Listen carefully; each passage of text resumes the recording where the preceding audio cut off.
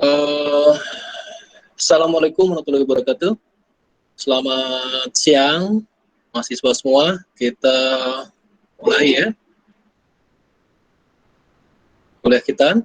Terakhir kali kita sudah bicarakan, masih fokus pada obligasi konvensional. Untuk masuk kemudian ke pemahaman bagaimana sih surat utang yang berbasis syariah, yang disebut sebagai sukuk. Nah, itu bentuk jamak dari sok sebetulnya. Ya, itu suatu surat berharga yang basisnya adalah kontraknya berbentuk kontrak utang, ya, debt securities. Kalau equity securities, ya itu ya disebut saham. Nah, kita singgung sedikit sebelum hari ini kita akan masuk bagaimana pengukuran resiko bagi sukuk gitu loh. Nah, kita lihat dulu, maksudnya analoginya di surat utang konvensional. Jadi Anda sudah harus bisa memahami mengapa perlu di rating, fungsinya rating apa, bagaimana perusahaan itu di rating oleh siapa gitu ya. Nah, kita review sedikit apa yang sudah kita bahas pekan lalu. Kita akan masuk kemudian sekarang lebih spesifik bagaimana resiko sukuk, ya. Gimana mengukur resiko sukuk yang dikeluarkan oleh perusahaan. Sebetulnya sukuk juga dikeluarkan oleh negara, ya. Jadi government bond, surat utang negara. Nah, kita fokus dulu yang sederhana ke sukuk yang dikeluarkan oleh korporasi atau perusahaan. Karena nanti yang negara agak lebih kompleks. Karena ininya negara gitu loh, apa namanya, issuernya. Jadi harus dilihat kemampuan bayar dari perusahaan pemerintahan suatu negara. Nah, itu kan laporan keuangan negara lebih ya berbeda lah. Yang jelas tidak Anda pelajari di kampus sekarang di S1 ya.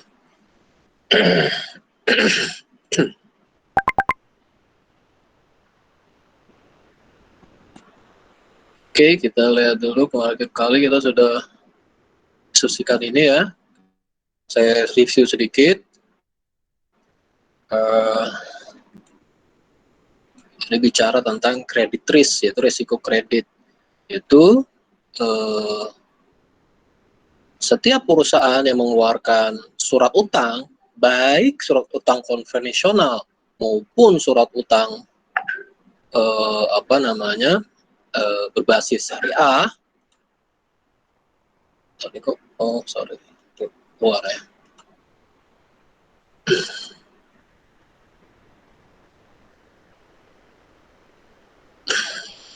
Itu perlu di rating gitu loh, perlu diberi peringkat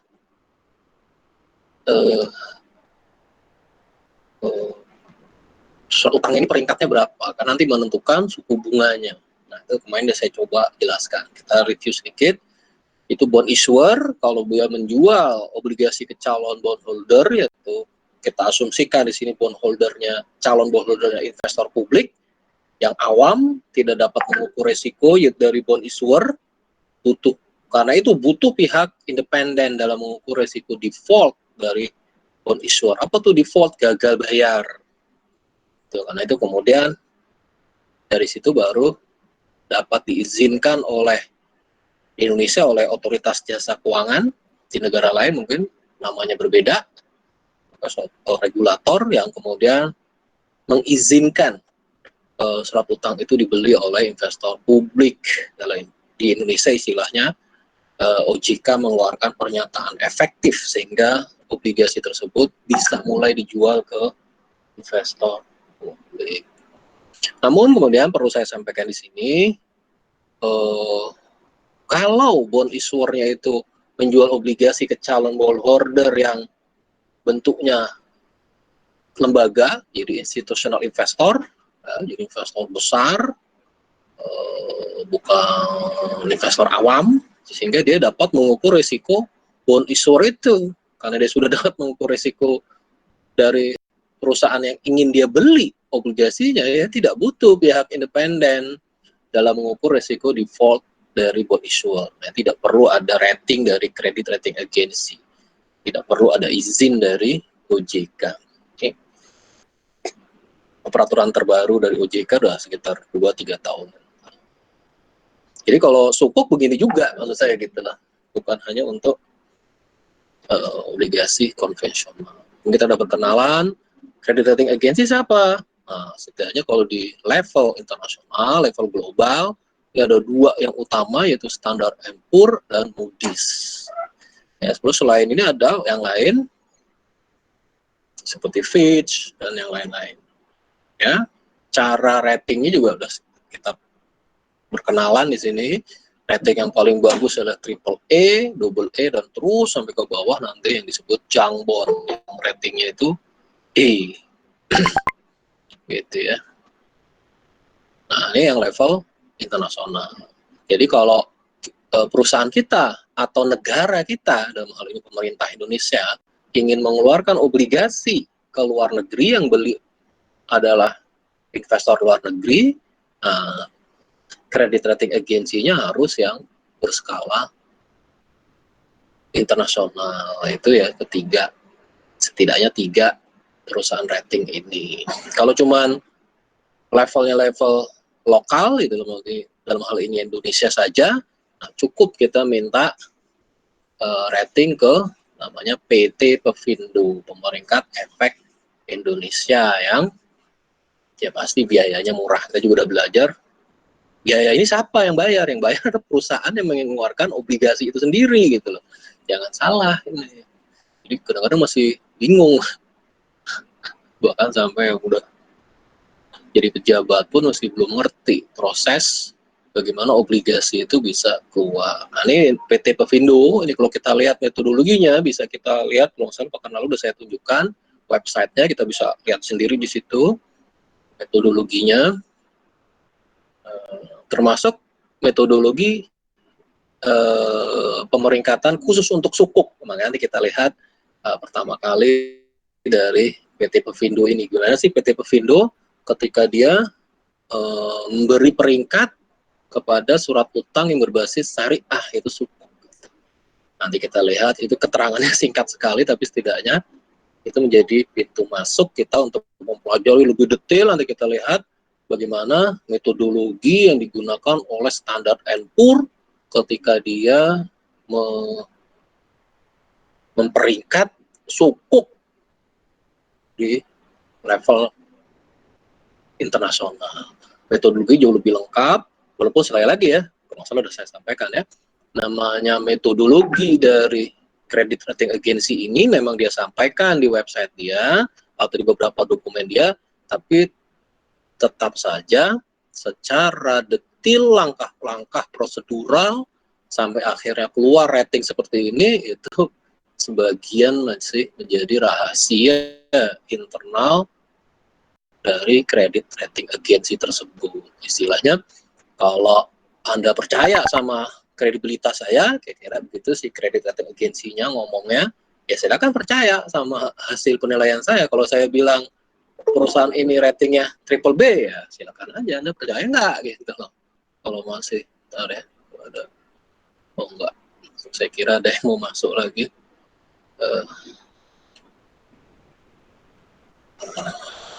Silakan aja dipercaya atau tidak gitu. Nah, jujur aja, kalau di level lokal kayak PT Pevindo ini, itu ratingnya itu masih suka diragukan karena beberapa kali kasus PT Pevindo ngasih rating cukup bagus, nggak lama perusahaan yang di rating itu bangkrut. Nah, itu kan ini sekali, pukulan sekali buat PT Pevindo. Memang susah untuk menjadi credit rating agency yang punya credibility yang bagus. Bentar ya nih, saya rekam dulu ya, nanti kalau bagi yang pengen mengulang lagi atau yang berhalangan hadir, nanti bisa lihat di rekamannya. Saya akan bagikan seperti biasa rekamannya.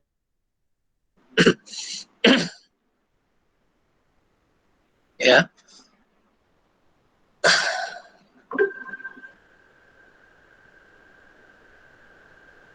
Jadi hari ini kita akan coba ya, khusus kan surat utang berbasis syariah saya lagi, itu cukup ya. Kita review sedikit ini biar ngerti posisinya. Jadi Anda harus bisa jelasin tadi itu mengapa perlu di rating, siapa yang merating, nanti kalau sudah ada ratingnya hasilnya gimana memaknainya kayak begini kan. Triple A maknanya apa sih? Nah, sengaja saya tulis di sini, saya ambil aja dari websitenya si Standard & Poor's. Kira paling D, nah ini udah jangbon, sebetulnya sih di bawah C2 nih, 2C udah jangbon. Oke, kita lihat katakan definisi dari double C. Obligation rated CC is currently highly vulnerable to non-payment. Jadi dia katakan highly vulnerable, jadi sangat rentan untuk tidak dibayar. Kan gawat kan. Jadi triple C ke bawah lah, ini udah bisa dikategorikan sebagai junk bond. Oke, jadi kalau ditanya ini apa maknanya, saya sudah sampaikan, kewajiban saya sudah saya penuhi ini. Kemudian ada istilah grade-nya, investment grade dan spekulatif grade. Kalau yang di atas itu triple B disebut investment grade karena kemungkinan dibayar kembali duit yang kita berikan kepada perusahaan ini bisa dikembalikan oleh perusahaan yang bersangkutan. Kalau yang triple P ke bawah itu spekulatif, jadi untung-untungan, berjudi jatuhnya. Tadi kan sangat vulnerable to non-payment, tidak dibayar. Gimana mungkin kita minjemin duit kita kepada perusahaan atau pada sebuah negara yang kemungkinan nggak akan bisa bayar gitu. Nah, itu berarti spekulasi sekali. Nah, sengaja ini saya sampaikan juga rating yang dikeluarkan oleh Moody's gitu. Ya, dia punya cara penulisan rating yang berbeda lah, sedikit berbeda. Triple A sama-sama triple A, tapi huruf A-nya yang besar hanya yang di depan. Definisinya diberikan di sini ya, agak berbeda sedikit dengan Moody's, cuman ya kira-kira comparable lah. Yang terbaik triple A, bawahnya double A, kemudian nah dia tidak ada triple A, tidak ada triple B, ada langsung B, langsung di bawahnya CAA. Ini ciri khas dari Moody's. Nah, kayak tadi saya bilang kalau si PT Pevindo dia pakai yang ini karena dia lebih merujuk kiblatnya itu Standard & Poor's gitu, S&P. Ya, ini kemarin udah kita diskusikan juga tadi, udah kita singgung investment grade, below investment grade, atau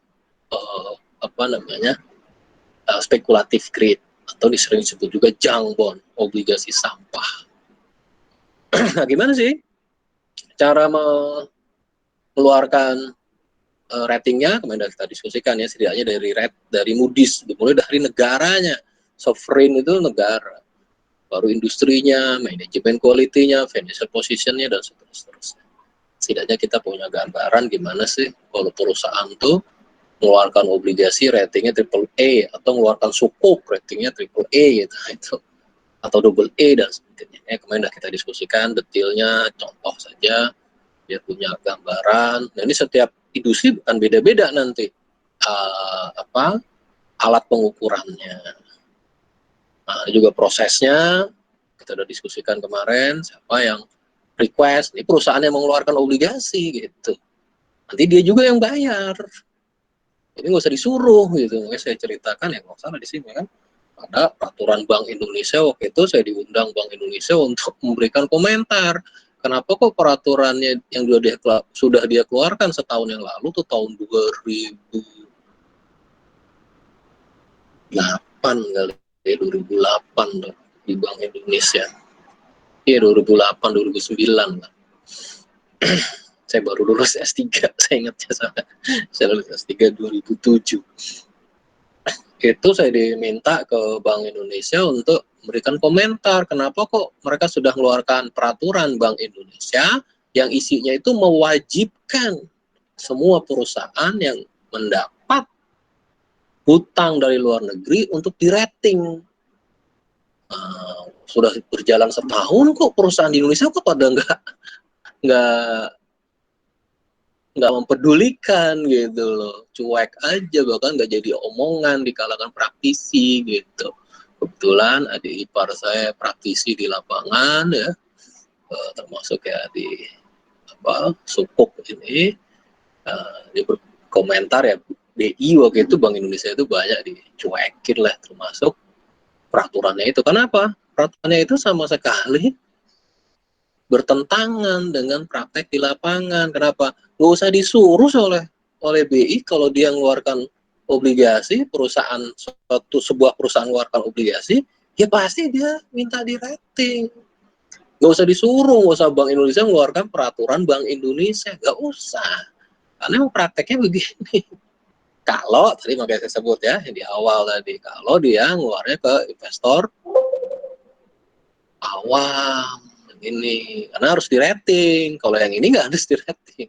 Ini perkembangan terbaru 2017-2018 tidak perlu di rating. Nanti saya share ya tulisan saya di koran Bisnis Indonesia kaitan dengan masalah peratingan ini, pemeringkatan obligasi yang ternyata pada beberapa kasus, khususnya ketika menjual kepada investor yang sudah mengerti resiko, sudah bisa mengukur resiko dari calon bond issuer-nya, dia nggak perlu di rating ya.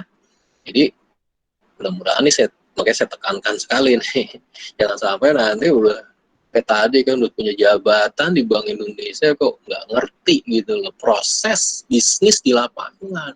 Jadi nggak usah disuruh rating, orang udah pasti rating. Kalau dia ngeluarkan kepada orang awam, kan kebanyakan obligasi ini dijual kepada investor awam di Indonesia ya.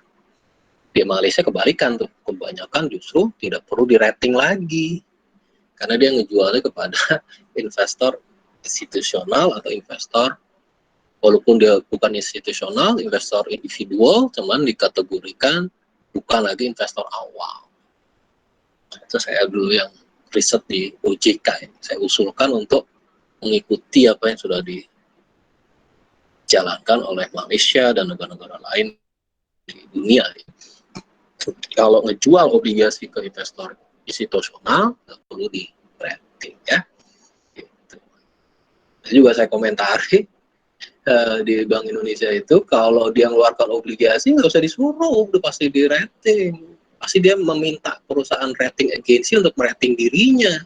Karena investor awam pasti nggak mau beli obligasinya, karena nggak tahu investor awam berapa risiko perusahaan saya gitu loh. Jadi orang BI nggak usah nyuruh gue udah pasti rating gitu. Ya, orang awam nggak mau beli obligasi saya kalau tidak di rating lebih dulu, gitu. Mereka nggak tahu resiko saya dan nanti gimana ujungnya ke tingkat suku bunga yang mereka minta kepada saya. Gitu. Itu kalau perusahaannya mengeluarkan obligasi. Kalau perusahaannya pinjamnya ke bank, ya BI nggak usah ikut-ikutan lagi. Kan sama-sama minjem itu. Tapi kalau minjem ke bank, bank itu sudah punya tim ratingnya sendiri gitu loh. Jadi setiap kita ngajukan kredit ke bank, itu sudah ada praktek namanya analisis kredit. Yang itu di dalamnya adalah menilai kemampuan kita untuk mengembalikan pinjaman dari bank. Ya itulah pekerjaan rating agency kan. Makanya di bank itu ada namanya internal rating base model istilahnya ada. Jadi di dalam bank itu mereka punya cara pemeringkatan yang mereka bikin sendiri secara internal, sehingga waktu nanti mutusin suku bunga pinjaman dari bank ini gitu, itu ditentukan melalui analisis kredit. Disebutnya orang yang melakukan namanya analis. Tuh. Kebetulan dulu sih orang kalau di UI gitu ya, itu bank-bank terutama bank besar waktu itu bank BNI ya, itu pelatihan analis kreditnya itu yang melakukan dari sebagai manajemen FEUI. Kebetulan saya ikut ngajar. Dulu Bank BNI itu bank yang paling besar dulu tahun berapa ya? Tahun 2002, 2005. Wah, saya kerjanya bolak-balik ngajar di BNI begitu, bank paling besar di Indonesia. Bank Mandiri masih baru itu, BCA juga masih kecil. Maksudnya apa? Yang dilakukan oleh rating agency itu dilakukan juga oleh bank gitu loh. Cuman dia kan nggak mengumumkan ratingnya si bank, itu konsumsi internal. Jadi sebelum memberikan kredit kepada nasabahnya, si bank melakukan analisis kredit, yang keluar ratingnya. Nanti dari situ, oh nih kalau nasabah ini suku bunganya sekian kan gitu. Nggak bisa suku bunga kan nggak bisa asal-asalan yang ditetapkan oleh bank. Sama aja maksudnya gitu loh. Sama seperti yang dilakukan oleh rating agency. Cuman kan kalau bank, dia sudah punya tenaga internal sendiri, pekerja internal melakukan proses ini. Jadi peraturan Bank Indonesia itu udah nggak tepat mau ditujukan kepada perusahaan yang mengeluarkan obligasi, itu nggak tepat karena sekali lagi tadi udah panjang lebar ya, nggak usah disuruh udah pasti minta rating. Yang kedua, kalau ditujukan kepada nasabah yang minjemnya ke bank, sama juga nggak tepat karena bank sudah punya rating agency secara internal, yang disebut sebagai, umumnya sih disebut analis kredit atau kredit analis, orang yang menganalisis kelayakan kredit yang akan disalurkan oleh bank. Nah ini kira-kira kalau ini standar and Poor's, sorry belum saya kasih terangan ya. Standar and Poor's tadi kan Moody's, ini standar and Poor's. Ini juga tag ininya kalau mau detailnya saya kira enggak ini ya. Ini contoh juga kemarin kita diskusikan ya. Kalau sudah dapat ratingnya gimana sih? Ini ya kemarin kita kasih contoh ya. Ke PT Telkom di rating oleh PT Pevindo. Katakan keluar, katakan aja ini surat utang konvensional dulu ya. Itu pakai bunga. Nah, berapa bunga pinjaman yang harus dibayar oleh PT Telkom? Nah, ini perlu tahu lebih dulu rating dari country negara di mana PT Telkom berdomisili. Contohnya di sini Indonesia. Maka Indonesia ini perlu di rating dulu. Gitu. Dari rating ini kemudian muncul yang disebut yield curve dari surat utang pemerintah Indonesia. Yield curve inilah yang menjadi benchmark. Saya bilang sini terus ya. Terus ke sini. Ya. Yang akan menjadi benchmark, jadi menjadi bottom gitu loh, bottom line lah.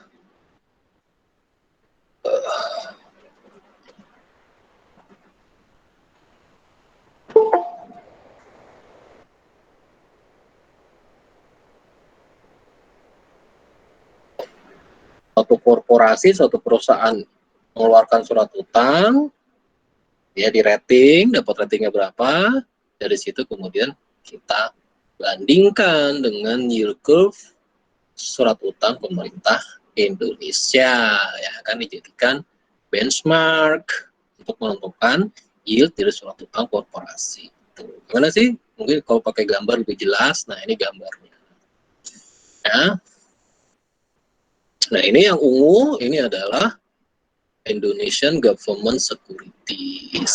Ini dikeluarkan oleh IBPA, Indonesian Bond Pricing Agency, yang sekarang namanya pakai bahasa Indonesia nih.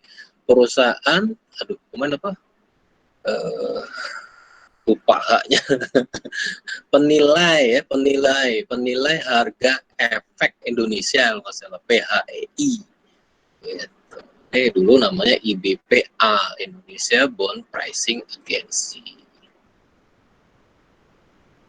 Nah, ini saya ambil, kemarin saya tunjukkan ya, website dari IBPA, website dari apa tuh, Bursa Efek Indonesia itu juga dia, tapi Bursa Efek Indonesia itu merujuk dari sini, itu dari si IBPA. Gitu. Ya. Nah, ini kalau kita sudah dapatkan yield curve dari surat utang pemerintah Indonesia, Nah, ini menjadi benchmark atau jadi bottom line, titik paling bawah gitu untuk menentukan berapa sih yield yang harus dibayar oleh apa apa bond issuer gitu. Contoh di sini bond issuernya katakan triple A. Nah, ini yang apa nih? Orange-nya. Dia di sini paling dekat dengan EGS ini, Indonesia Government Securities ini. Kenapa paling dekat? Karena ini menunjukkan nanti dia katakan contoh saja di sini. Kalau maturity-nya 1 tahun yang ini, itu yield-nya pemerintah surat utang pemerintah Indonesia, IGS-nya, Indonesian Government Securities-nya itu 4% di sini.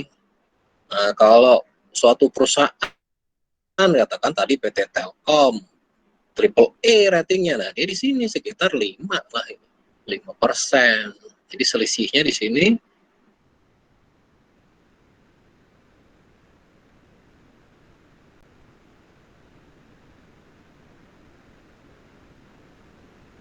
kecil saja dibandingkan yang biru. Kalau yang biru tuh Astra double A ya, dia harus bayar yield yang lebih mahal gitu dibandingkan yang triple A. Mungkin juga yang ini yang hijau dahsyat banget nih. Maksudnya nggak harus selalu begini bentuknya, itu bentuknya tuh macam-macam, bisa berbeda-beda, berganti-ganti gitu. Karena kalau ini kan lihat yang hijau nih ekstrim sekali nih, single E ya, jauh sekali dari sini.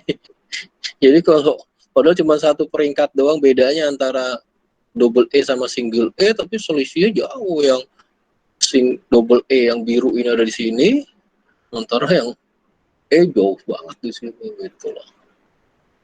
Terus gitu ya. Kalau kita katakan contoh kita mengeluarkan obligasi yang apa itu yang maturity-nya 6 tahun. Nah, kita lihat surat utang pemerintah yield curve-nya kalau 6 tahun apa? Katakan contoh di sini 6%. Nah, kalau perusahaan kita itu yang biru ini double E, nah kira-kira kita harus bayar yield-nya 8%. Kira-kira ini sebagai gambaran ya. Gitu. Nah, ini ada istilah lagi spread, yaitu ini selisih antara ini dan ini surat utang pemerintah dengan yield korporasi yang ratingnya, kalau yang hijau ini kebetulan single E, itu disebut spread. Itu spread itu selisih yield obligasi korporasi dengan yield obligasi pemerintah. Nah, kita udah kemarin udah sampai sini ya. Nanti bagaimana ya, kalau ini kan kita masih bicara yang konvensional. Gimana yang sukuk? Sama saja. Itu walaupun sukuk itu kontraknya berbasis syariah dan macam-macam, kita udah belajar ya. Wah, sukuk mudoroba, sukuk ijarah, sukuk apa gitu aja nggak terbatas sampai situ kan. Kalau nggak salah kita udah singgung, undang-undangnya itu membuka di pasal berapa tuh kemungkinan akadnya yang berbeda dari yang sudah disampaikan di undang-undang itu. Itu undang-undangnya bagus karena mengantisipasi adanya inovasi baru di dunia keuangan, khususnya keuangan Islam, Islamic Finance. Sudah saya sampaikan ya, Islamic Finance atau finance saja yang konvensional sama-sama, walaupun Islamic Finance yang ini konvensional finance, sama-sama niatnya menyelesaikan masalah nasabah, masalah customer butuh gini, perusahaan mengeluarkan obligasi, jadi cari dong gimana biar bisa selesai masalahnya dia. Kalau dia mau pakai instrumen syariah, dipilih dong gimana didesain akadnya itu sesuai dengan kebutuhan dia. Nah, ini yang saya lihat semangat ini masih kurang di Islamic Finance. Gitu. Maksudnya apa? Pokoknya akadnya begini, nggak boleh yang lain haram. Ya bukan berarti mengakali akad ya, tapi ini gimana caranya saya lagi agar kebutuhan ini bisa terlayani gitu. Masa nggak bisa dipikirin sih gitu. Kan banyak jenis akad di fikih itu. Kita aja mungkin yang belum menggalinya dengan Nah itu sekali lagi sih ini peran dari ahli fikih ya.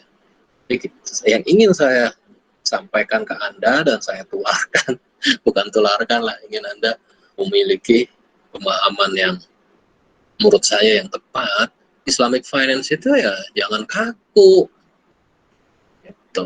Gimana caranya kebutuhan customer itu bisa terlayani, kayak asuransi kita asuransi sesat ya, mungkin asuransi konvensional sesat, makanya dipikirkan sekarang ahli-ahli sudah Islamic finance ya sudah bisa mewujudkan yang disebut takaful. Takaful itu bukan prakteknya, bahkan pengelolaan duitnya bukan seperti asuransi umum. Kalau asuransi umum katakan ahli fikih kita sepakat itu haram. Tapi kan ada kebutuhan asuransi. Jadi asuransi jadi kebutuhan bisnis sekarang. Gitu. Kalau kita ekspor, barang kita diekspor lewat laut. Gimana kalau nanti tenggelam di tengah laut? Barang kita hancur belum sampai nasabah pembeli kita. Kitanya juga jadi takut, nasabahnya juga jadi gak jelas perasaannya kan. Jadi bisnis jadi nggak enak gitu loh, serba takut. Nah gimana biar ada kepastian lah, sedikit kepastian. Nah, mungkin udah dipelajari ya di mata kuliah lain, muncullah kemudian konsep takaful. Takaful itu artinya apa? Takaful atau ta'awun, sama saling membantu, saling menanggung. Apa ininya, oh, akadnya kita kalau ikut asuransi takaful, kebetulan takaful kalau Indonesia udah jadi merek dagang ya. PT Takaful Indonesia itu perusahaan asuransi dari Malaysia yang beroperasi di Indonesia. Padahal takaful itu sendiri suatu produk Islamic finance yang memberikan jasa mirip seperti asuransi konvensional. Jasanya sama, akadnya yang dibuat berbeda. Jadi kalau kita kirim barang sebagai pedagang, sebagai produsen, biar kita merasa aman, ya kita bisa ikut takaful. Nanti kalau barang kita rusak, kebakaran di tengah laut, atau bahkan kapalnya hancur juga, tenggelam, kita nggak rugi total, masih dibantu atau diberi uang oleh takaful sesuai dengan syariah Islam. Karena apa? Takaful itu kesepakatan bersama dari peserta takafulnya untuk membantu sesama peserta takaful yang sedang ketimpa masalah. Itu makanya kemudian didesain sedemikian rupa, kalau setiap kita bayar premi ke takaful itu ada yang dikelompokkan menjadi dana tabaruk. Namanya tabaruk itu nanti kalau ada orang lain yang celaka, yang sesama pemegang polis takaful, dari duit itulah digunakan untuk membantu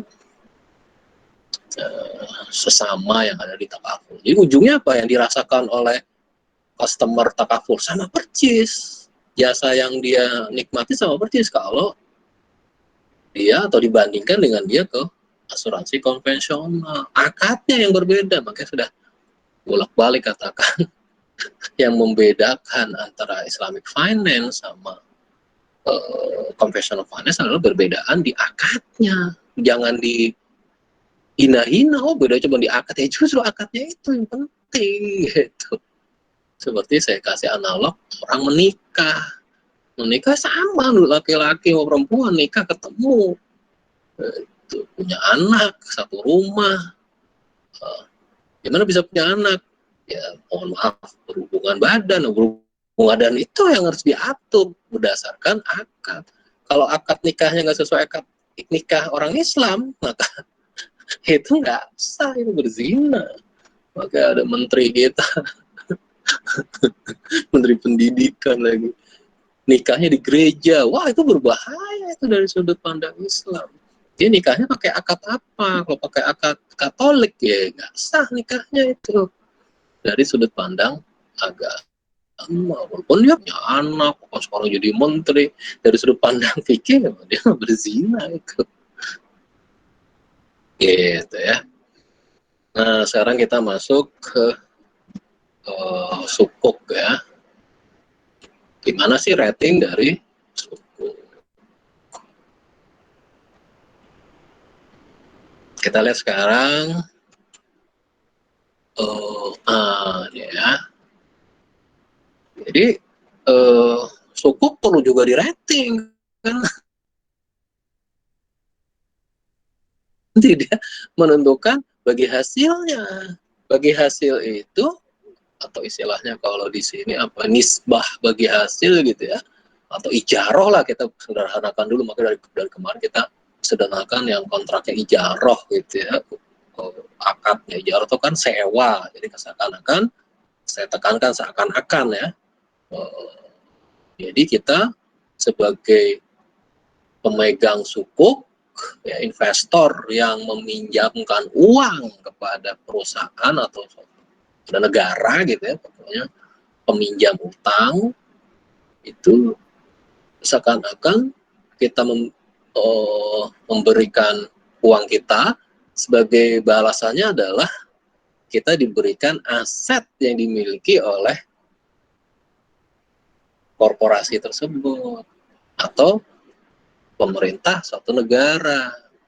Katakan di Indonesia tuh hampir semua gedung pemerintah, katakan yang pasti gedung Kementerian Keuangan itu posisinya itu sudah menjadi aset yang diikat untuk sukuk yang dikeluarkan oleh pemerintah. Gitu. Jadi investor ngasih duit ke pemerintah Indonesia bikin kontrak sukuk, nah pemerintah Indonesia kan ngembaliin duitnya tuh dalam bentuk apa? Seakan-akan pemerintah Indonesia membayar sewa gedung yang dia tempati sendiri, karena kontrak akad sukuknya berbentuk ijaroh. Jadi gedung pemerintah itu Kementerian Keuangan di lapangan Banten, seakan-akan hak pengelolaan itu diserahkan kepada bondholder atau sukuk holder, pemegang sukuk.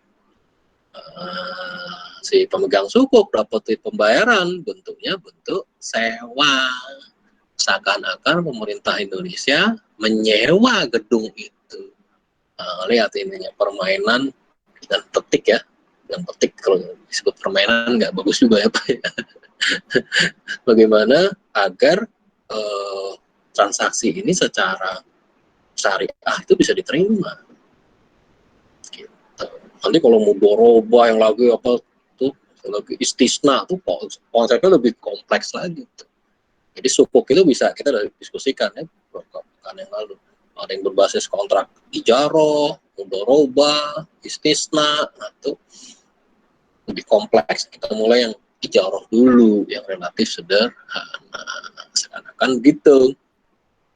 Ya, pemerintah Indonesia punya gedung, ya,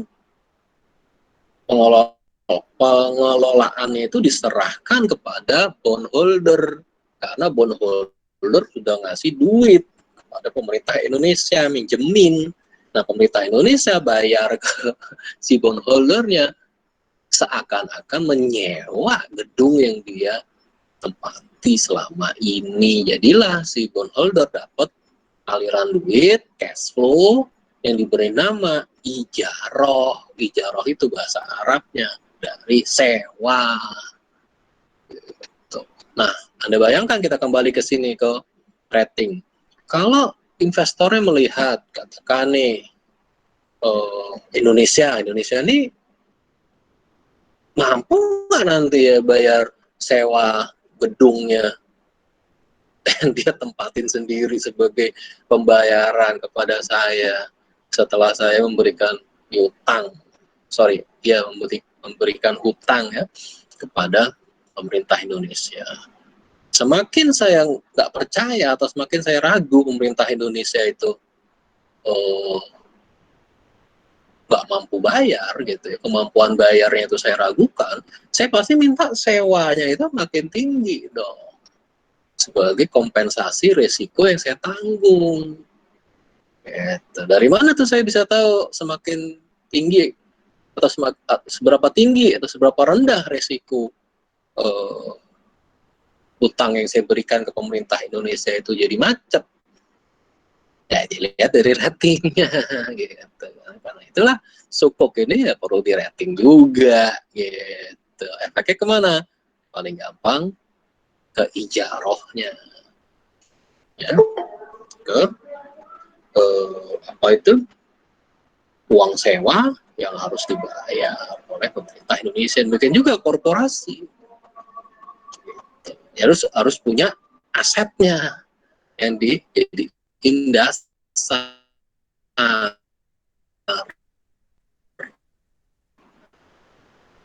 Ini paling sederhana ya, nanti kalau nggak punya aset gimana, panjang lagi ceritanya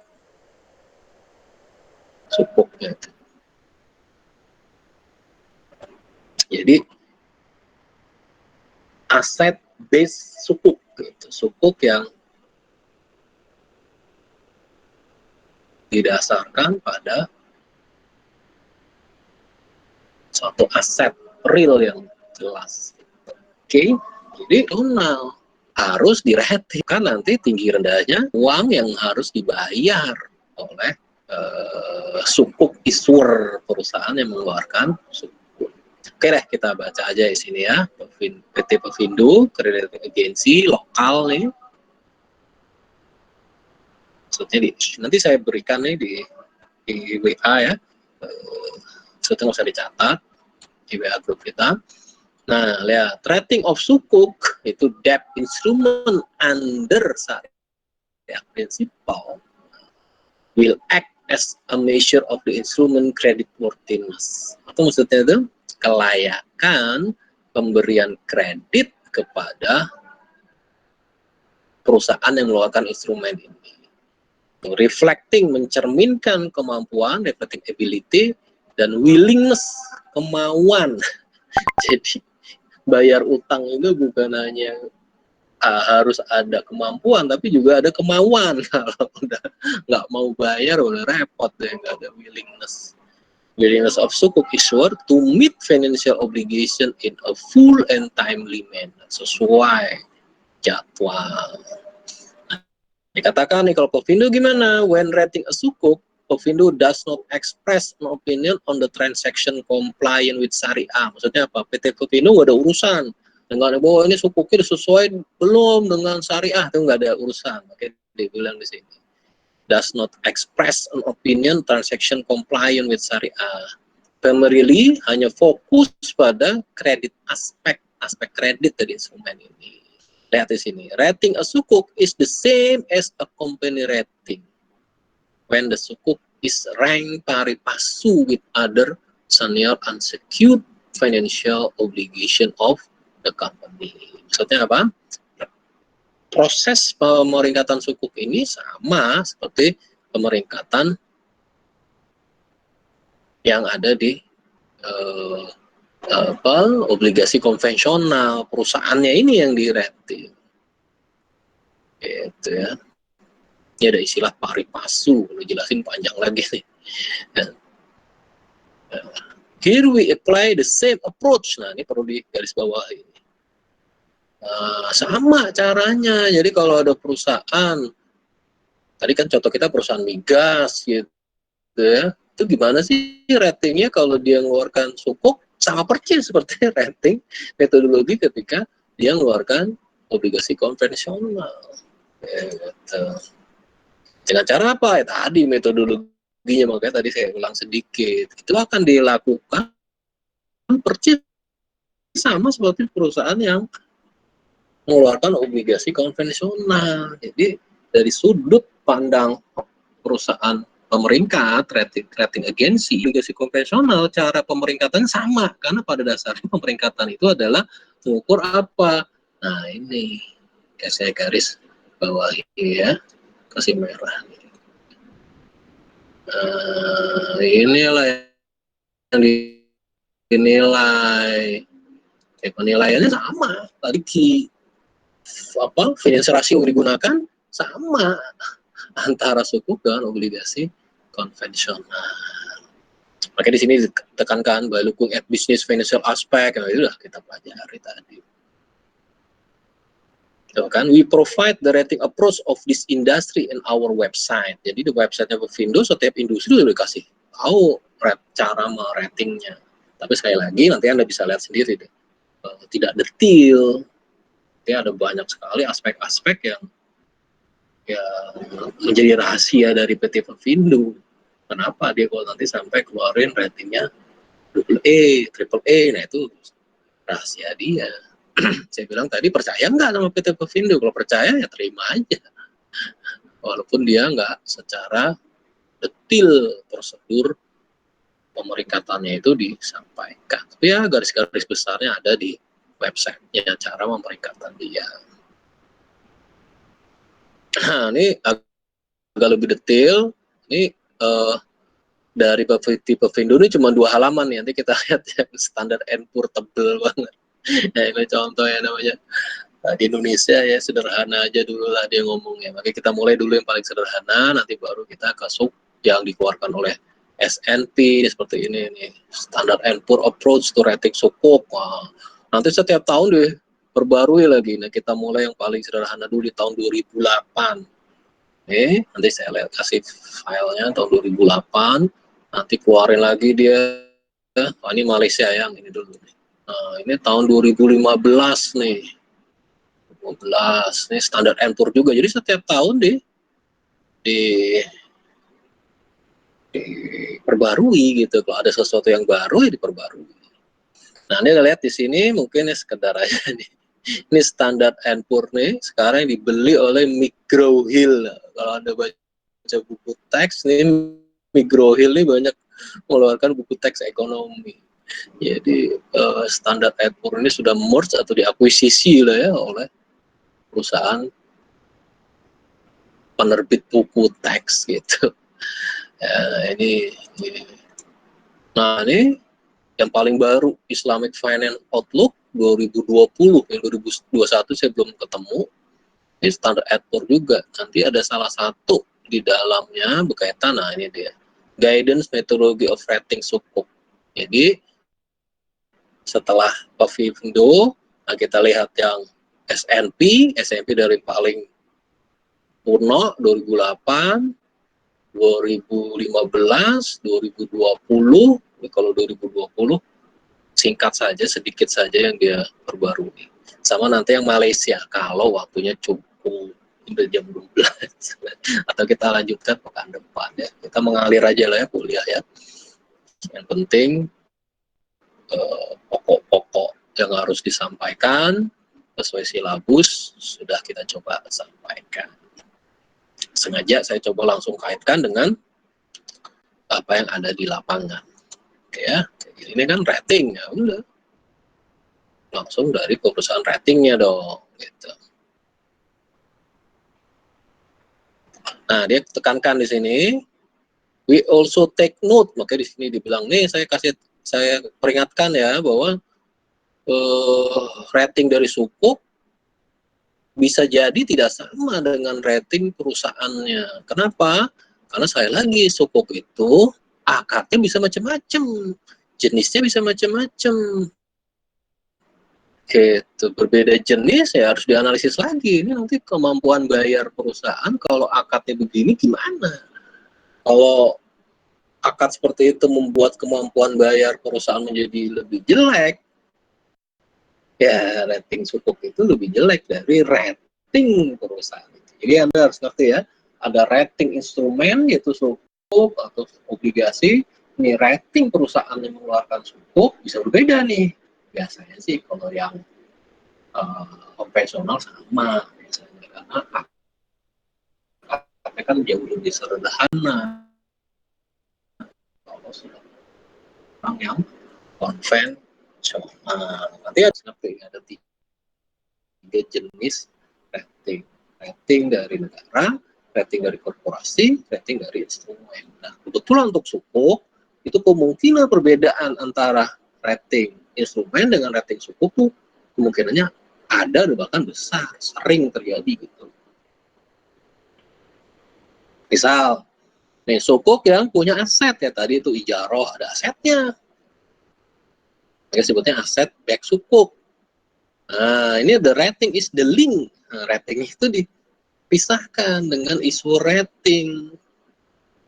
Dia pakai istilah isu rating kan, bisa nih korporasi, bisa negara. Kalau korporasi disebut corporate bond, kalau negara disebut government bond, atau sering juga disebut sovereign bond. Tuh, ya. Ratingnya bisa dipisah. Ratingnya dipisah dari rating issuer. Kemudian rating. Jadi security-nya yang di rating. Dan macam-macam. Ya. Belum lagi nih ada nih structured. The instrument is being structured in way similar to or take form of securitization. Ini panjang lagi nih. Anda belum sampai sini ya. Ada istilahnya structured finance sama securitization. Ada istilahnya panjang lagi, ada credit enhancement. Intinya nih surat utang itu makanya kita pelajari itu baru sederhana sekali. Ada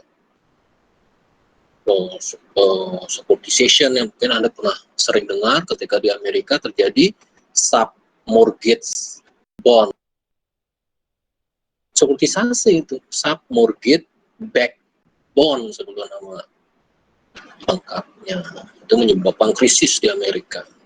Ya. Mortgage itu KPR, kredit pemilikan rumah. Itu salah satu bentuk sekuritisasi. Belum lagi nanti ada garansi ya, menyebabkan nanti ratingnya bisa berbeda. Garansi itu bisa cash collateral, jaminan cash, atau garansi corporate garansi atau bank garansi. Garansi yang dikeluarkan oleh bank atau garansi yang dikeluarkan oleh korporasi. Biasanya di Indonesia disebutnya personal garansi. Sampai personal garansi. Personal garansi itu orang yang menjamin.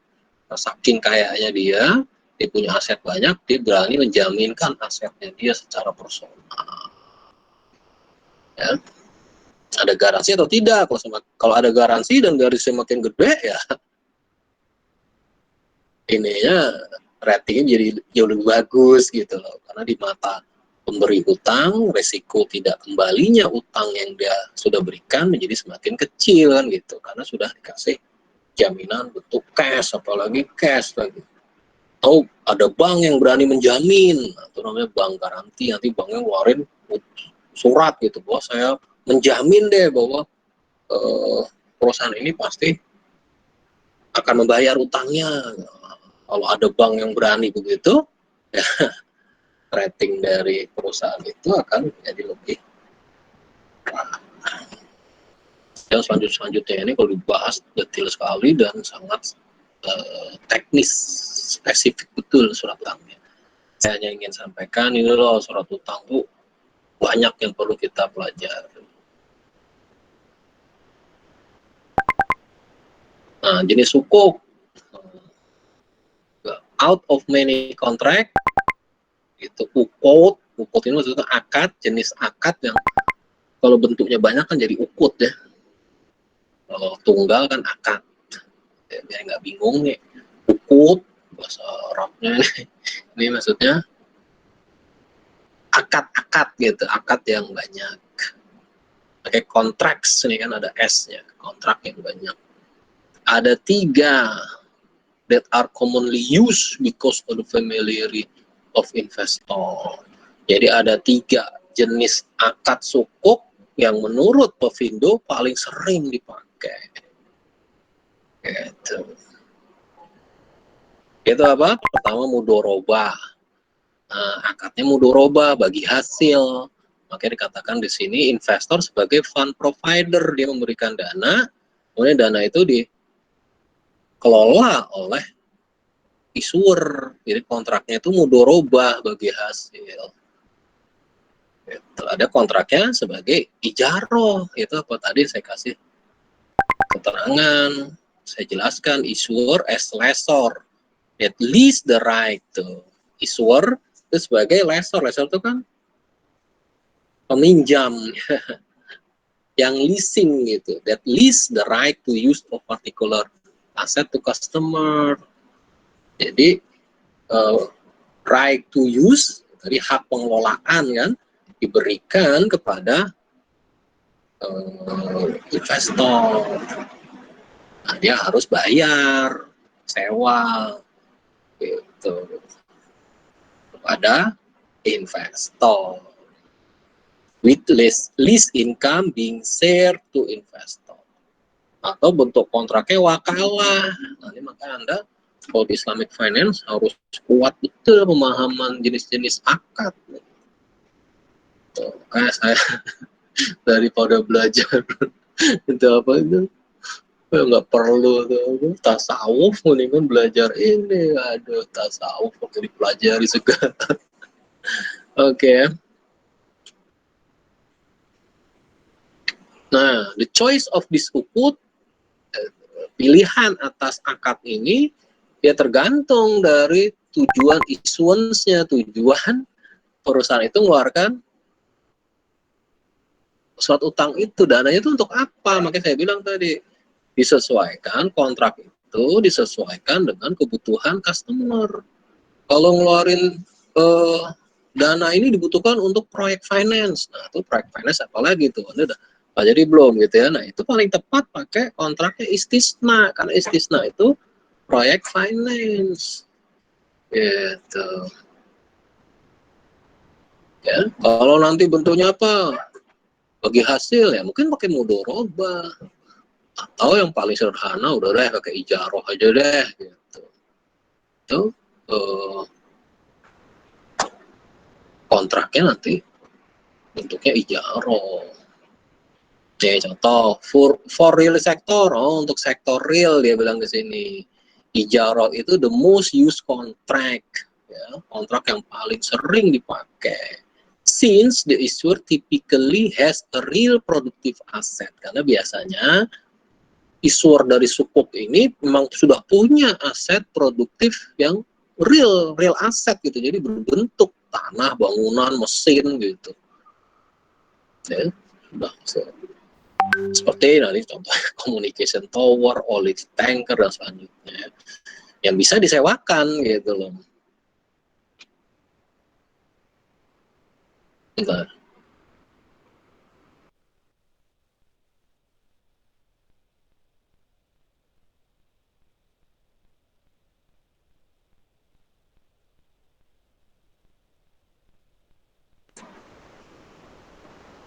Oke ya, kita lanjutkan ya. Sorry, tadi ada anak saya. Sampai mana tadi? Ini ya. Nah, untuk financial institution biasanya ini bentuknya mudorobah. Jadi kalau bank mengeluarkan sukuk, nah itu mudorobah. Atau apa tadi, asuransi syariah takaful tuh mengeluarkan sukuk, nah itu biasanya akadnya itu the most commonly used akad adalah mudorobah, karena issuer provide the expertise in financing activity. Jadi perusahaan yang mengeluarkan sukuk ini punya keahlian, expertise. Kontraknya bentuknya mudorobah. Kamu kasih duit ke saya kelola duit kamu, nanti kalau untung kita bagi hasil, itu namanya mudorobah kan. Terakhir kali katanya ini tahun berapa sih dia bilang lately 2019 di Indonesia, dia bilang nih istilah dia nih lately gitu. Akhir ini wakalah scheme, jadi akad wakalah gain momentum, udah mulai banyak dipakai karena fleksibilitas. Nah kalau fleksibel ya begini, bisa pakai wakalah. Nah kemarin kebetulan saya baru beli rumah di Bank Syariah Indonesia, ternyata akadnya itu akad wakalah gitu. Jadi lebih fleksibel. Jadi saya ini dulu seakan-akan saya bikin deal dulu, bikin perjanjian dulu dengan si pemberi rumah, pemilik rumah, gitu. Ketimbang saya pakai akad apa yang kompleks gitu loh. Gimana lah ya, saya nggak kuasai betul secara fikih ya. Tapi memang akhirnya proses perjanjian kreditnya jauh lebih sederhana. Saya bikin perjanjian dulu dengan pemilik rumah, saya bikin deal harganya sekian gitu ya, akan saya bayar, tapi saya bilang saya bayarnya lewat bank. Baru kemudian kami datang ke bersama-sama baik calon pembeli rumahnya itu saya sama calon penjual rumahnya ke bank baru kasih uang. Jadi sampai batas itu bank tidak pernah berhubungan dengan calon penjual rumah. Rupanya itu akad wakalah gitu. Ketika teken kredit saya tanya kepada notarisnya juga nggak sembarangan, notarisnya harus ngerti akad syariah, keuangan syariah. Dijelaskan, oh ini akad wakalah, jadi jauh lebih fleksibel. Gitu. Okay. In addition to scheme or akad, there is two ways to put asset in relation to sukuk. Nah, ini tadi ya. First and the most common way is as asset based sukuk, di mana aset tersebut hanya bertindak atau berlaku sebagai underlying of the sukuk transaction. Namun tidak ada specific structure sukuk spesifik to secure the cash flow from that particular asset as the source of repayment. Jadi tadi kan asetnya seakan-akan hak pengelolaannya saya berikan kepada pemberi utang, kemudian saya menyewa aset saya itu sendiri. Uang sewanya itu yang saya serahkan secara periodik, katakan setahun sekali kepada investor tadi. Nah, itu tidak ada jaminan cash flow tadi dalam bentuk sewa itu pasti saya berikan ke dia. Nah, itu namanya aset base sukuk. Itu. There is no specific structure to secure cash flow from that particular asset. Nah, cara kedua itu aset back sukuk, similar to other securitization product where the asset is being pooled. Oh, asetnya itu dikumpulkan, pooled, kemudian dijual kepada special purpose entity. Apa special purpose entity itu? Lembaga, istilahnya bahasa Indonesia apa ya? Perusahaan cangkang. Ini istilah perusahaan cangkang bahasa Indonesia ini saya katakan. Bahasa Indonesianya ini agak unik. Perusahaan cangkang. Ya, bahasa Inggrisnya itu special purpose di sini entity ya. Kadang-kadang ditulis juga special purpose vehicle.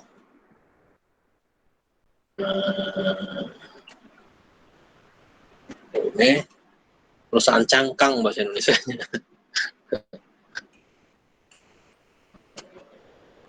Perusahaan cangkang itu apa sih? Perusahaan di atas kertas. Dia dibikin hanya karena ada kebutuhan khusus, makanya bahasa Inggrisnya special purpose. Pada kasus apa ini sukuk, ya dia hanya ada di atas kertas saja gitu, nggak ada aktivitasnya sebetulnya, karena ada kebutuhan agar kontrak ini sesuai dengan syariah Islam. Nah, dibikinlah special purpose vehicle atau entity, seakan-akan dijual pada special purpose entity. Gitu. Kemudian legal right of cash inflow produced by that asset is transferred to the investor. Gitu. Special purpose vehicle ini hal yang umum gitu, bukan hanya di Islamic finance. Gitu. Tadi saya sebut ya, proyek finance itu juga kaitan dengan penggunaan special purpose vehicle, biasanya disingkat SPV. Nah, ini juga perlu ini ya. Biasanya sih ya, istilahnya yang lebih umum sih special purpose vehicle karena singkatannya SPV. Project finance itu kalau di di S1 yang reguler ada suatu mata kuliah khusus, tapi namanya bukan project finance, apa gitu. Saya yang bikin silabusnya, lupa nama judul mata kuliahnya itu. Saya isi dengan project finance. Nah, sebetulnya tuh kalau di Islamic finance, ya, kontrak jenis project finance itu bisa dilayani dengan akad istisna. Sekarang semua proyek-proyek infrastruktur itu bentuknya proyek finance. Kalau nggak pakai project finance, hancur loh, kayak apa itu, kereta cepat Bandung, apa LRT Jakarta Cibubur, Jakarta Bekasi, itu semuanya nggak pakai SPV, nggak pakai project finance, makanya terkatung-katung gitu. Panjang lagi ceritanya ya, maksudnya apa?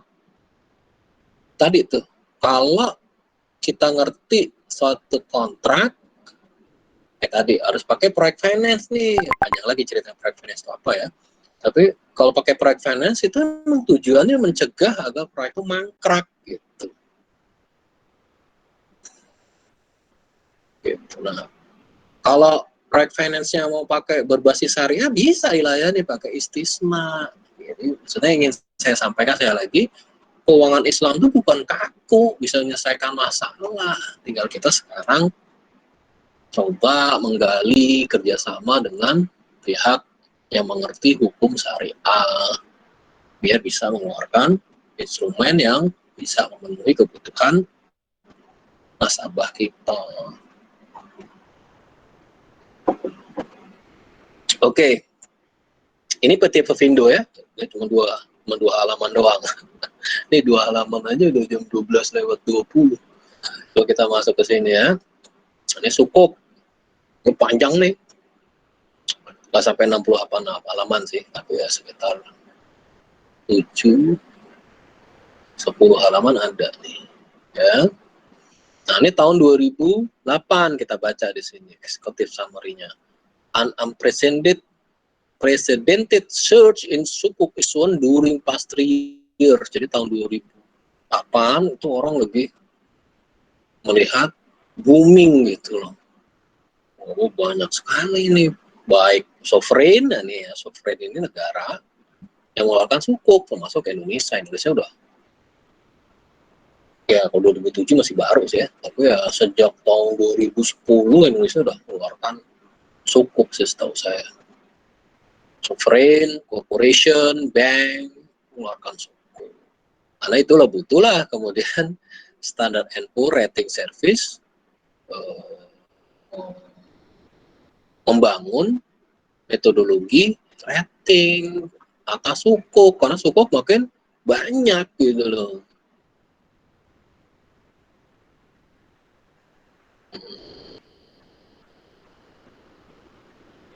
Nah, lihat di sini apa nih, kita sekali keterangin ya. Over the 2/3, 2/3 diantaranya itu unlisted, jadi tidak diperdagangkan di bursa. Ya, ini unlisted, makanya istilahnya over the counter, ini diperjualkan ya di luar bursa. Nah, ini biasanya sih nggak butuh rating kalau begini. Sebagiannya listed. Ya. The number and size of listed sukuk are the increasing fast. Nah, itu kan dia bilang. Yang listed sukuknya makin banyak, sehingga butuh ada rating gitu loh. Nah, ini lihat di sini. Ya, 2007 aja udah segini, 12 billion US dollar. Billion tuh miliar loh, miliar US dollar. Sukuk outstanding listed in the world market. Makanya we believe the volume of rated sukuk yang di rating itu akan meningkat kemudian hari. Jadi benar, makanya dia di sini bangun rating syariah compliant issuers and issue over number of years. We believe we have demonstrated a deep and global understanding of Islamic finance. Kayak dia kan apa di sini menyampaikan metodologi pemeringkatan sukuk yang dilakukan oleh Standard & Poor. Gitu. Nanti kita lihat di sini. Nanti akan sama seperti di obligasi konvensional, tidak sepenuhnya jelas di sini, hanya pokok-pokoknya aja. Katakan ini masih ngomong tidak ada boror, konsistensi, tidak ada riba, ini kan hal-hal umum aja gitu. Tapi ya lumayan lah ya kita pelajari lah. Ya sukuk, nah itu kan sukuk bentuknya plural kan.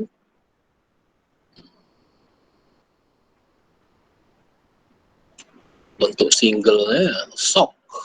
Nah, itu maknanya bisa note, certificate, or bond. Securities itu juga bisa disebut sukuk.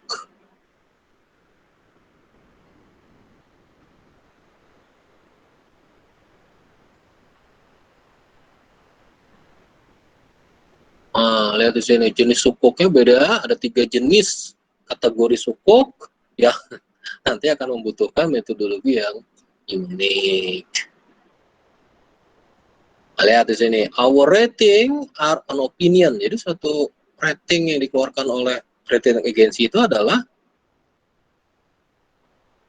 opini, pendapat. Oke, saya bilang tadi nggak semuanya dibuka caranya kepada publik gitu lah, metodologi pemeringkatannya. Karena itu bagian dari opini. Ini menurut saya begini, silakan Anda percaya apa enggak. Jadi credit rating agency itu jualannya adalah credibility. Kredibel enggak credit rating agency-nya? Kalau dia kredibel, ya dipercaya orang. Ya saya bilang tadi PT Pavindo itu credibility-nya masih dalam proses lah. Nah, ada berapa kali kejadian ya lucu gitu kok. Dikasih rating cukup bagus, bankrupt, gagal bayar, mana ceritanya gitu.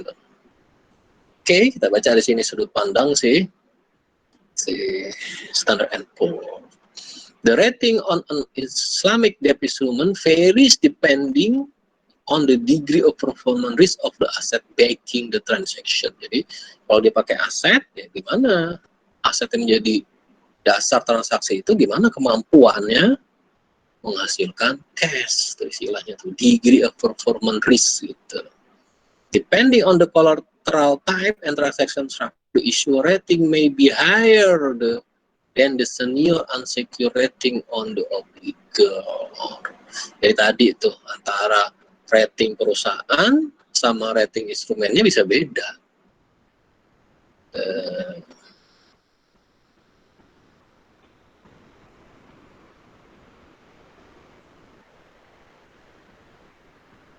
Nah ini bentuknya dia musyarakah ya, ownership bukan mudorobah. Kalau mudorobah kan bagi hasil, kalau ini kepemilikan, istilah bahasa Inggrisnya co-ownership ya, memiliki bersama.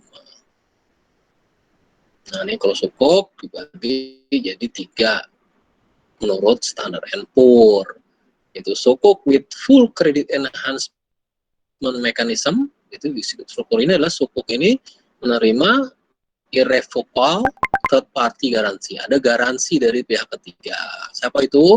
Biasanya parent company, jadi perusahaan induknya. Pertamina punya anak perusahaan apa? Pertamina Drilling Service. Punya apa itu? El Nusa. Nah itu dijamin oleh Pertamina. Padahal tuh utangnya yang pakai si El Nusa, itu namanya parent company si Pertaminanya. The guarantor provides Syariah compliant shortfall amount in case the issuing vehicle. Usually special purpose entity atau SPE, tadi yang sama dengan SPV saya tulis. The rating on this type of sukuk are largely dependent on the creditworthiness of the guarantor. Jadi yang diukur di ratingnya adalah pihak yang menggaransi. Makanya kalau induk perusahaannya itu ratingnya bagus kayak Pertamina, daripada El Nusa yang ngeluarin surat utang atas nama El Nusa sendiri, lebih baik Pertamina yang mengeluarkan. Karena nanti rating dari instrumen itu ngikutin ratingnya Pertamina yang lebih bagus, bukan ngikutin ratingnya El Nusa. Makanya dibilang di sini largely dependent on the credit worthiness of the guarantor.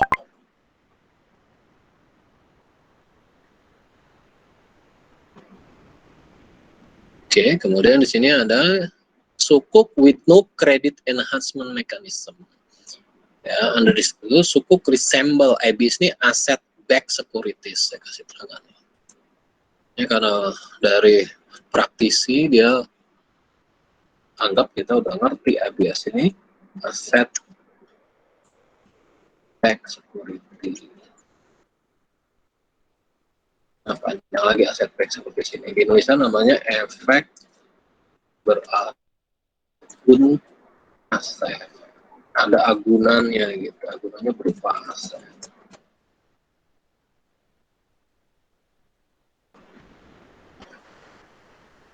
Nah ini kayaknya nih kalau kita bahas satu-satu detail banget nih jenis-jenisnya, karena ini yang sudah ada ya.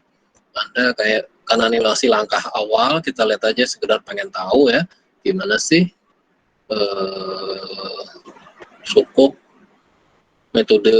metodologi rating dari suku.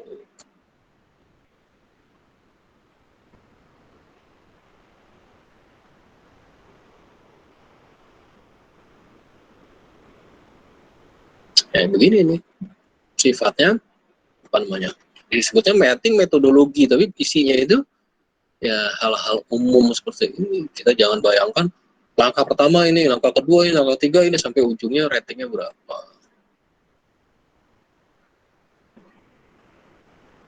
Nah lihat sini ya, istisna tadi ini rating kredit enhancement itu. Ada robah, musyarakah. Ini ya ijarah kontrak, saya bilang kan yang paling populer.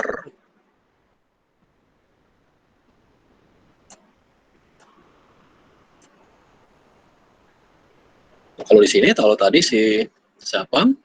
Si Pak Vindo bilangnya mudorobah ya. Kalau di sini untuk bank, menurut standar N-PUR musyarakah yang lebih sering, lebih luas penggunaannya. Alam mana yang tepat? Tapi kayaknya kita lebih percaya standar N-PUR ya. Oke. Nah ini kasih contohnya nih, ya udah lebih ini sekali. Nah, ini contoh aja ada gambarnya, fully guaranteed sukuk. Ini bentuknya musyarakah nih, musyarakah. Ya.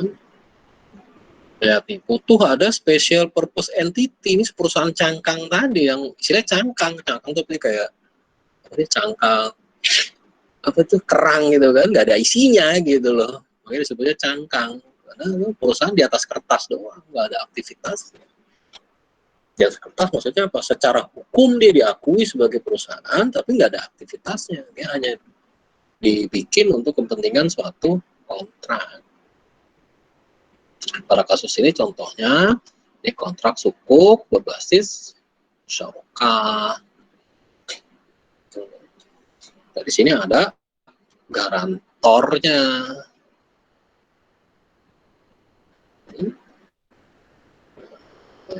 Sukuk prositnya dibayar ke sini ke garantor.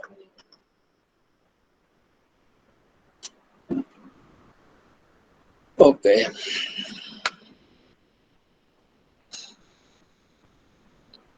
Ya ini kalau musyarakah. Lagi mana di sini? Ada gambarnya lagi nggak? Ini Cagamas nih, di Indonesia belum ada nih.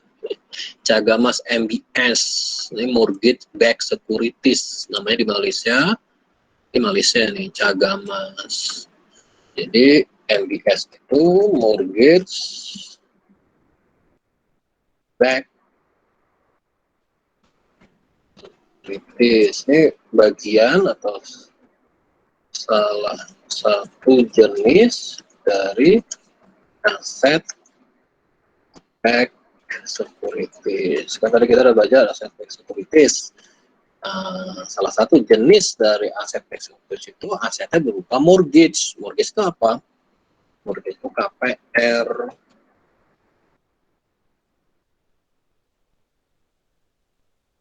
mortgage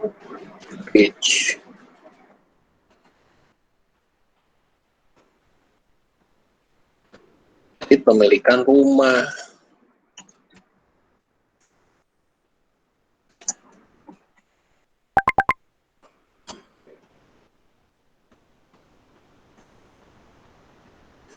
Nah, ini panjang sekali ya. Ini ya, contoh-contoh nih. Jadi, tapi intinya bahwa sukuk itu metode ratingnya sebenarnya sama persis seperti perusahaan konvensional, karena tujuannya adalah mengukur kemampuan perusahaan ini membayar kembali hutang yang telah dia peroleh. Namun kalau di sukuk kan akadnya macam-macam, kalau di konvensional kan sederhana, kasih duit bayar bunga, tinggal bunganya mengambang atau tetap kan gitu. Kalau sukuk ini banyak, makanya metodologinya jadi lebih spesifik, setiap akad punya metode sendiri. Makanya di sini terangin satu-satu yang saya kira akan menjadi lebih kompleks ya. Ini partially credit enhance. Di sini ada, makanya di sini ada dua gini. Karena partially, sebagian saja penjaminannya. Saya kira ini detail sekali ya. Contoh-contoh nih, pabrik nih, perusahaan apa nih, triple B minus, nah, ada minusnya, jadi outlooknya negatif, jadi maksudnya kemungkinan besar akan menurun, tadinya turun ratingnya, tadinya triple B jadi double B gitu, negatif outlook. Nah, ini contoh aja ya, di tahun 2008 ketika awal-awal sukuk tuh mulai banyak. Nah, kita lihat sekarang ya, 2016 2015 judulnya juga gini, metodologi for rating sukuk. Ini 12 halaman, tapi kalau kita lihat di sini juga nggak begitu detail, tapi kita coba scanning ya, setidaknya menjadi ini hal-hal umum gitu ya.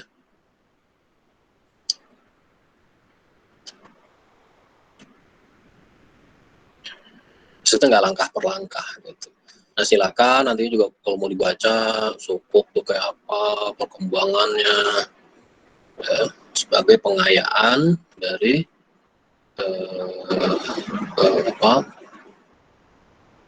saya kira bukunya nggak terlalu tebal tuh, Abbas Mirahor. Oke, nggak apa-apa ya. Nah, silakan nanti dibaca kalau tertarik. Itu lihat metodologi singkat sekali, hanya begini aja.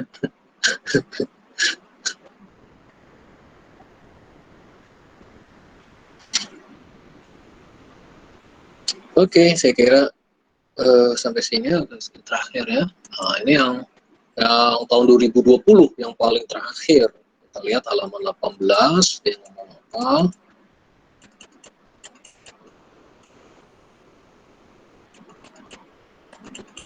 Nah, ini juga mungkin perlu di sini apa namanya ya konvensional. Nah, ini dibandingkan dengan sukuk, prosesnya itu lebih kompleks karena ada urusan syariah di sini,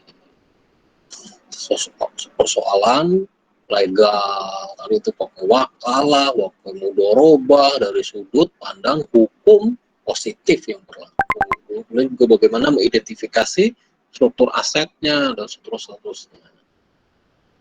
Makanya semangatnya di sini adalah reduction of complexity. Jadi bagaimana kompleksitas proses pengeluaran sukuk itu bisa ditekan. Kita lihat di sini. Nah, ini udah lebih canggih lagi, sukuk and blockchain. Mungkin Anda pernah dengar blockchain, ada cryptocurrency, gitu-gitu ya. Ada pengembangan terbaru pada 2020, di mana sukuk itu kaitannya sama blockchain.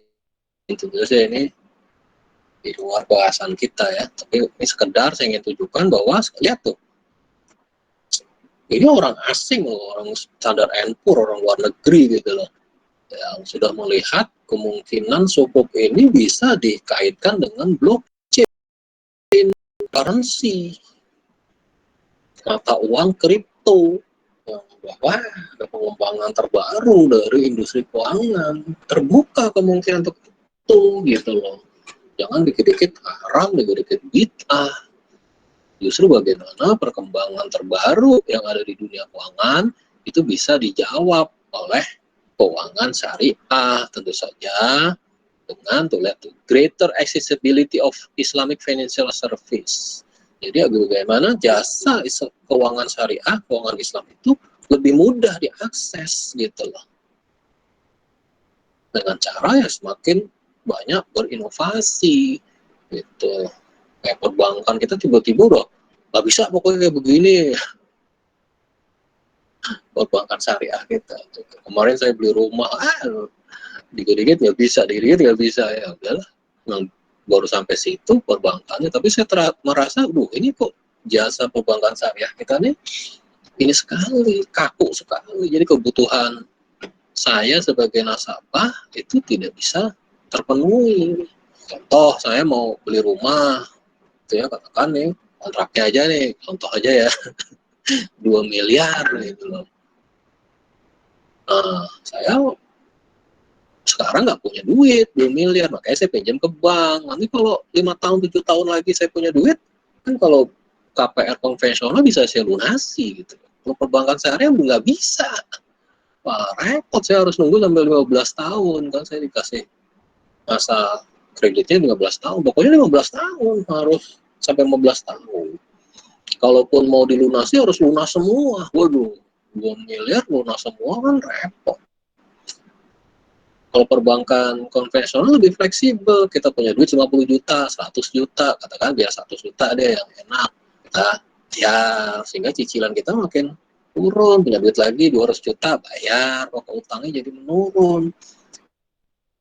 Ternyata Islamic finance nih, Islamic banking di Indonesia belum mampu mengeluarkan inovasi yang bisa melayani nasabah seperti itu. Kan nasabah jadi lebih mudah, lebih enak gitu. Nggak terbebani cicilan yang gede banget sampai 15 tahun ke depan kan, waduh. Ya mungkin ini jadi tantangan perbankan syariah, bank syariah Indonesia, satu-satunya bank syariah yang milik pemerintah, yang harus lebih banyak berinovasi. Semangatnya berinovasi tidak harus melanggar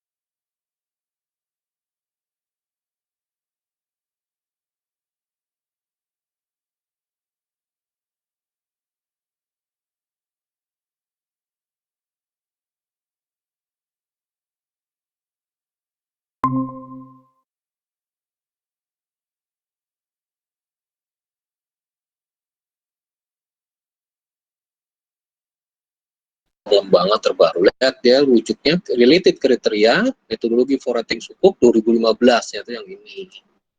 Gitu, 2015. Oke, saya kira itu. Ini yang terakhir, Malaysia, saya ingin sampaikan. Ini MRC, Malaysian Rating Corporation Berhad, mungkin kayak PT Pevindo kita.